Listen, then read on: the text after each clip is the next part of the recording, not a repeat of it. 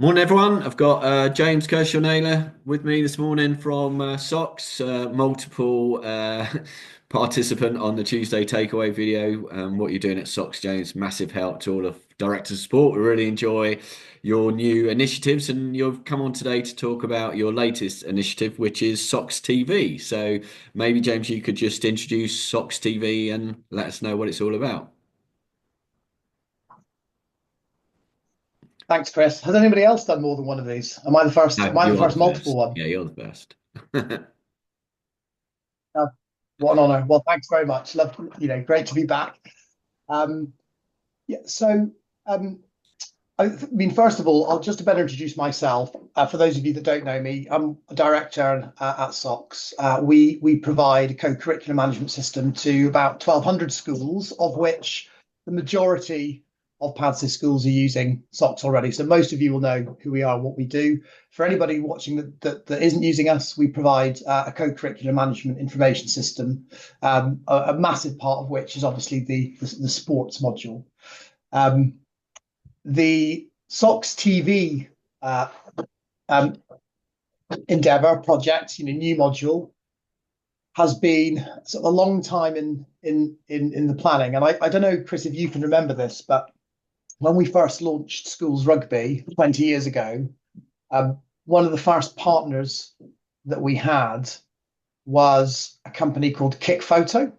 Yeah, So nobody was really, apart from a few dads with a camcorder, yeah. nobody was doing a huge amount of videography back then. Well, my dad was, my matches, but schools were investing a little bit in getting good photographers around to do some action shots. And one of the very first partnerships we did was with a camera company. So one of the first. So we've always wanted more richer content within the system, but cut sort of 20 years later, I think it's fair to say that the majority, not all, but the majority of schools now are capturing lots of really interesting video content, and most of them are streaming the occasional event.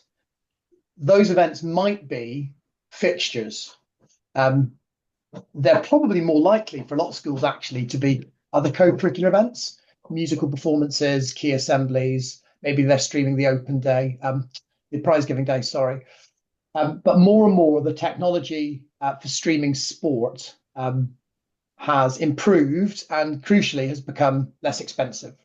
So when I walked around Rosslyn Park 3 or 4 years ago, I was encouraged, very surprised to see just the sheer number of Veo cameras on tripods. Schools have started to invest in that, and I think primarily they were investing in those units for analysis. Mm. But the capability to record and share, or even to live stream now, is has really reached escape velocity. And we work globally with schools in about 40 countries, and I would say we are miles ahead of what they do in other countries in lots of areas. But we're actually a long way behind when it comes to sharing interesting school content with parents. We're a long way behind the US, a long way behind South Africa, and a long way behind Australia when it comes to sort of streaming. I've got an American friend who was telling me that all of his high school lacrosse fixtures were being streamed to his parents in 2011. Mhm. So we've got a little bit of catching up to do, but I think the enthusiasm and the tech is there. What isn't there at the minute, and this is really the SOCS TV idea, the problem that we're solving, what isn't there is a safe and secure platform to share the content. And I feel that, let me just see if I just share this presentation, Chris. So we were, if I tell the story about how we ended up with this project, I think it will sort of make sense. We've wanted for about the last 4 years to integrate the video content that a lot of the cameras on the market are capturing into SOCS.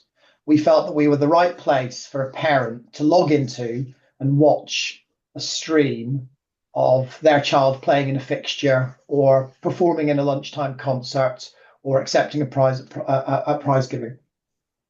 So we were talking to the Veos, Pixelots, Spideos, all sorts of different camera providers around how we can maybe integrate the content.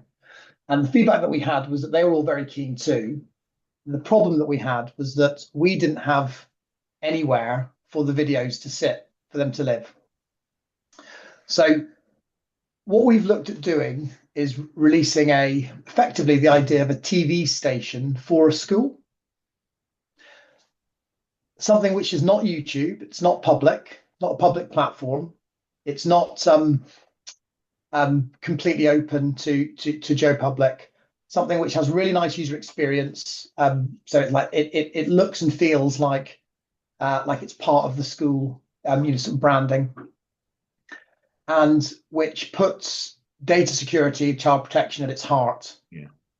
Because I think, and I'm not sure if you what your opinion on this is that it feels like the technology for capturing and sharing stuff is outstripping the best practice around that, and that schools are looking for ways to do this securely without the SLT panicking that they're doing things which maybe aren't GDPR or child protection, secure, or breaking DfE guidelines, etc.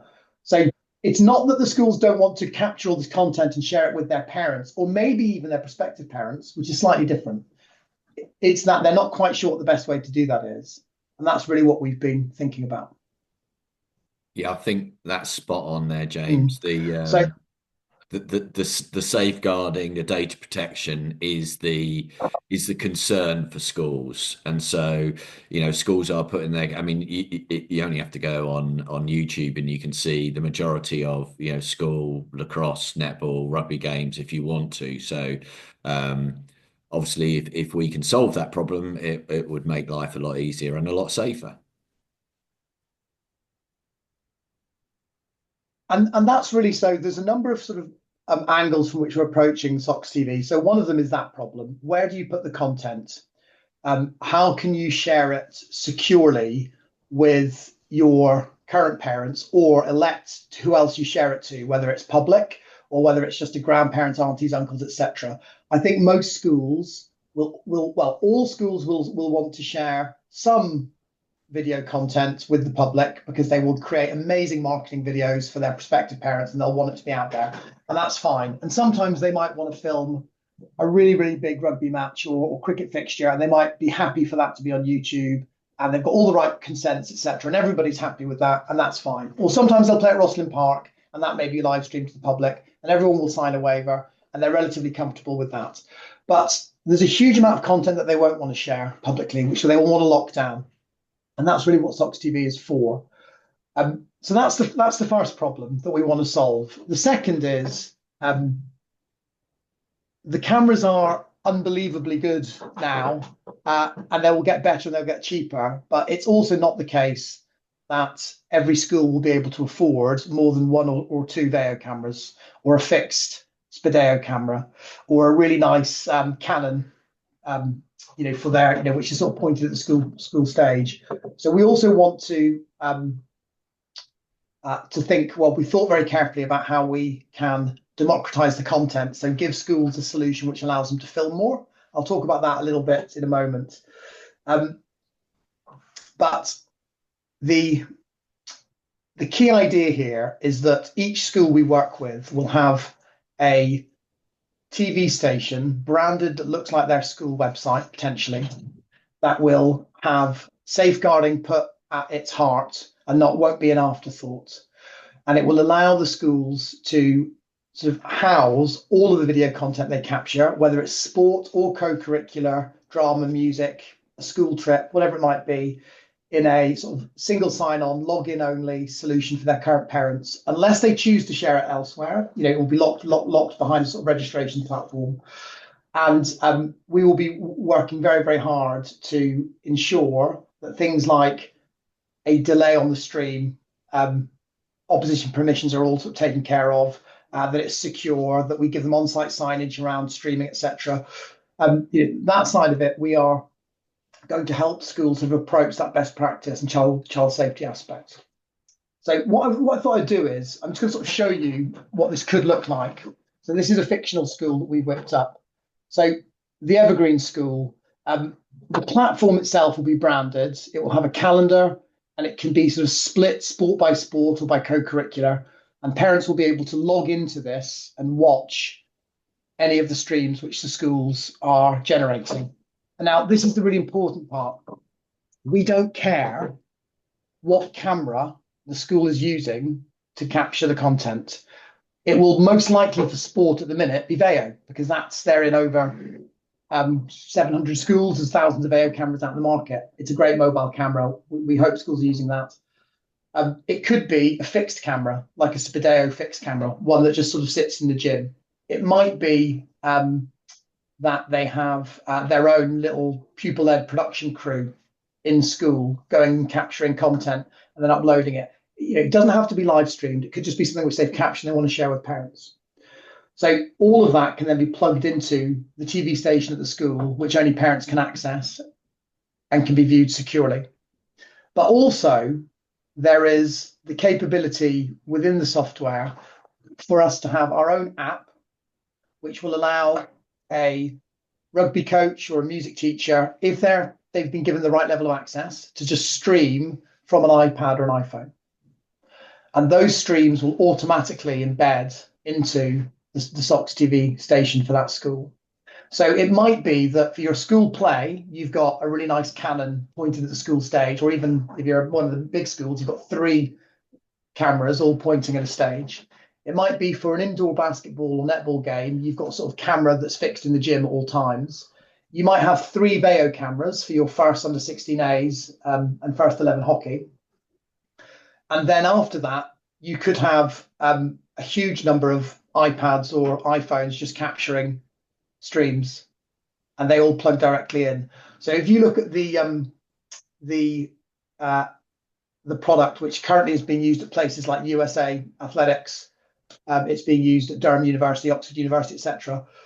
The amount of stuff that these organisations have been able to stream with this solution has gone through the roof. So they've gone from maybe capturing 5 or 6 big games per term to hundreds of games, and the quality of the streams is unbelievable. So I'll just quickly summarise, and what I thought I might do actually is just show you this in action. I'm going to show you Durham Uni.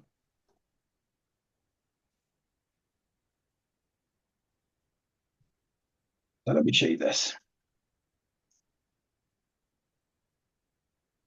So here's an example of a university using the product. So branded to look like your organization. You can drill down into sport or co-curricular, activity. There will be upcoming live streams or recent streams which have been captured. Only parents will be able to access these and log in. And then the live stream for something like your first 15 game might be a production quality event. Whereas for a badminton fixture, it might just be an iPhone in the gym like this, capturing something for parents to watch. And it can have a little score system built in. So really, really cool. And it doesn't, I think if you're going to produce something and chuck it onto YouTube for prospective parents, you probably want a production company to come in and do that for you. If you're just going to delight your current parents with a lot of new content, which they currently have no access to, then a Veo or an iPhone or an iPad gets a more than good enough, stream, or just video. It doesn't need to be live. It could be something which you've chopped up and you've shared later. Does that all make sense? Makes great sense. I don't know if you've seen, James, but Veo have just brought out a new recording system where you've basically got 2 plastic holders, and you can put any 2 iPhones in there, and then control it with another iPhone, which would be ideal for this. Would be a lot cheaper, because then you don't have to buy the Veo camera. You just have to literally buy the holders. So I think the way we film and stream stuff is going to change a lot over the next few years, and it's going to be a lot more accessible and a lot cheaper. So something like this would be, obviously fantastic for schools, I think.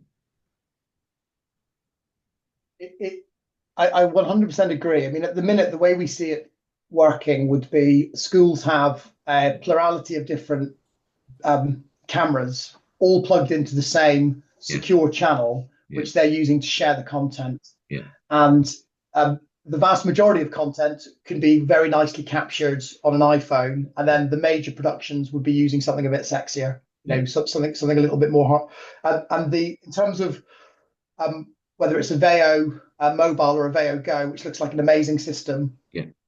it doesn't really matter. The schools just want choice to use whatever they want to Agreed. use. Yeah. Um, and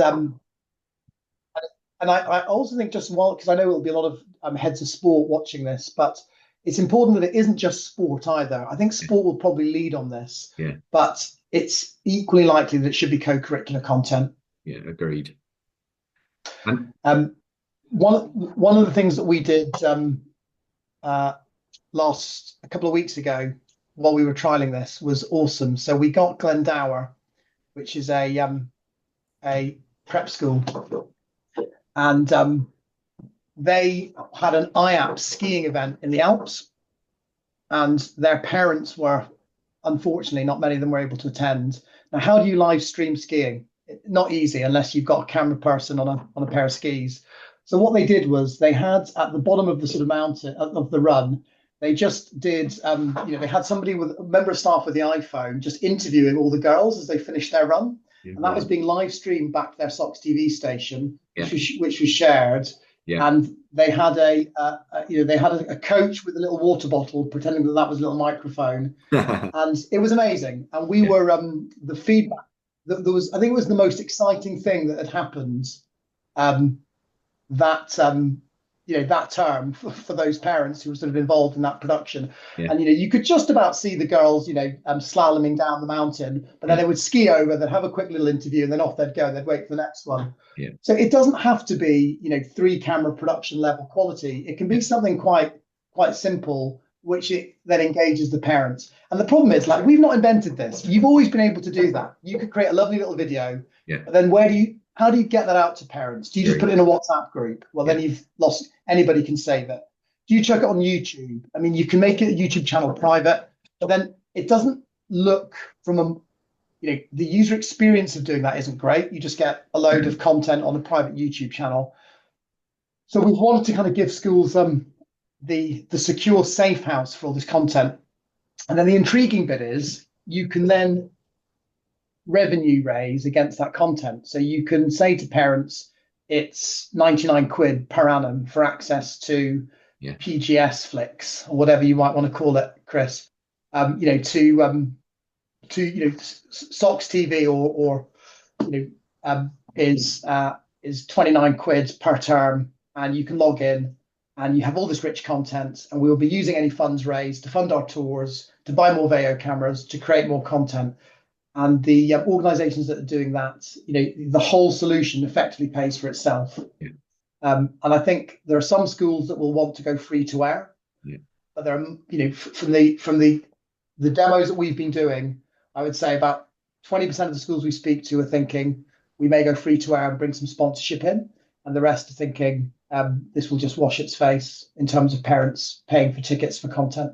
Yeah, brilliant. So the combination of it potentially raising revenue, being completely secure and locked away for only current parents until you choose otherwise, and the sort of camera agnosticism where it doesn't matter which cameras that you have, they all plug in, plus our own app, which allows you to stream even more content, makes it very compelling. And then finally, the fact that it will then, and I'm just going to show you this is sort of brand new, nobody else has seen this yet. If we look at our parent portal, so this is the new SOCS parent portal that we're releasing, which all the schools in PADSIS will shortly have access to. So if you log in as a parent and you imagine you click on Catherine and you can see what she's up to this week. She's got that rugby union fixture. If that fixture is being streamed, they'll be able to click on it and watch the stream. Yeah. So it will be embedded into the sort of parent portal side of SOCS, whilst also simultaneously the school having their own TV station of upcoming content. And all of that can be securely locked away, but still easy to access.